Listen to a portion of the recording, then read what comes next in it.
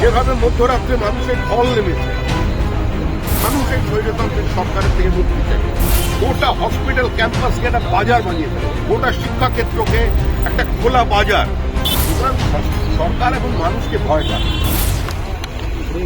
যে ঘটনাকে কেন্দ্র করে পাহাড় থেকে সাগর পর্যন্ত মহিলারা স্বতঃস্ফূর্তভাবে প্রতিবাদ করছেন কোন রাজনৈতিক দলের যেভাবে মধ্যরাত্রে মানুষের ঢল নেমেছে, তো স্বাভাবিকভাবেই একটা মঞ্চ ভেঙে সেটাকে বন্ধ করা যাবে না।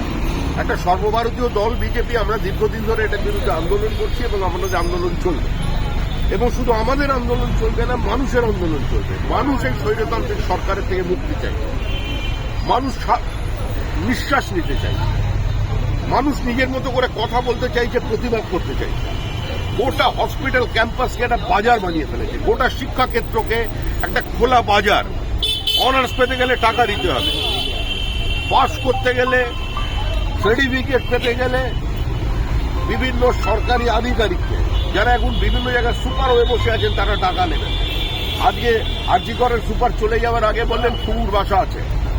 আমি প্রতিবাদ করার চেষ্টা করেছি, ঘুঘুর বাসাটা চিহ্নিত করে দিয়ে যান। 4 ঘন্টার মধ্যে তাকে আবার একটি অন্য জায়গায় তার প্লেসমেন্ট হয়ে গেল। কি কারণে? সুতরাং সরকার এখন মানুষকে ভয় পায়। একটা অসহিষ্ণু সরকার, একটা প্রতিহিংসা পরায়ণ সরকার আজকে এখানে ক্ষমতা এসে গেছে প্রতিক্রিয়ার কারণে।